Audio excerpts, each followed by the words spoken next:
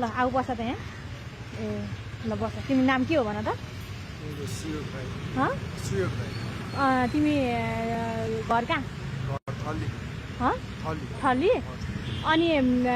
तिमी कति गते चाहिँ तिमीलाई गोली लाग्यो के भा 23 गते आँखामा के भा गोली लागेको आँखाभित्र एकपल्ट निकालेर देखाऊ त दिदीलाई पुरै निकालिसक्यो आँखा गुच्चा हालेको यो गुच्चा हालेछ अहिले गुच्चा हालेको ए एकछिन माथि राख त ए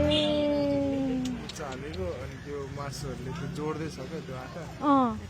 ए ल लाउ लाउ इन्फेक्सन हुन्छ फेरि ए ए त्यो आँखा नै निकालेको तिम्रो आँखा नि निकालेको अब देख्न सक्दैन भनेको छ तर हाल्न मिल्छ नि आँखा थाहा होला नि तिमीलाई त्यो नानी मात्र हो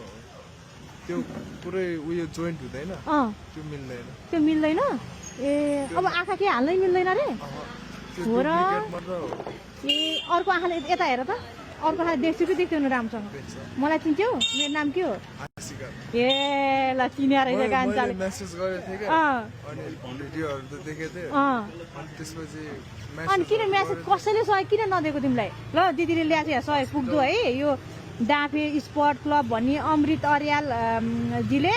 क्यानाडाबाट 2,07,000 पैसा पठाइदिनु भएको छ तपाईँलाई यहाँ है देख्छ होला नि डाँफे स्पोर्ट क्लब अमृत अर्याल क्यानाडाबाट 2,07,000 पैसा पठाउनु भएको छ तिम्रो नाममा है यो ल यो 1 लाख यो 2 लाख अनि यहाँ चाहिँ 8,000 8,000 बनाएर दिएछ भाइले है त 2,08,000 छ यो पैसा दिएर नदेखाउनु धेरै अनि लैहाल्नु यो सहयोग तिमीलाई अनि तिमी कहाँ काम गर्छौ यो रेस्टुरेन्टमा किङ्स अफमा काम गर्छौ के काम गर्छौ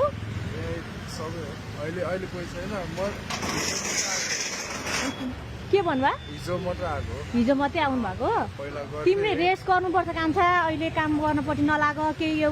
2 लाख पैसाले केही पनि हुन्छ केही दिनलाई तिमीलाई केही दिन होइन केही महिनालाई पुग्छ तिमीलाई बुझ्यौ नि अनि तिमी कहाँ रुम हो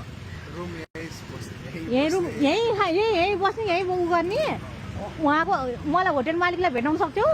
बाहिर जानु भएको छ उहाँलाई के भन्नु नि आजका दिदी आउनु भएको थियो मलाई केही दिनलाई रेस्ट गर्नु भन्नुभएको छ केही महिनालाई भन्नु तिमी काम नगर अहिले पहिला रेस्ट गर तिम्रो पहिला घाउ हिल हुनु पर्यो होइन अनि हिल भएपछि बल्ल अनि त्यहाँबाट तिमीले काम सुरु गर्ने है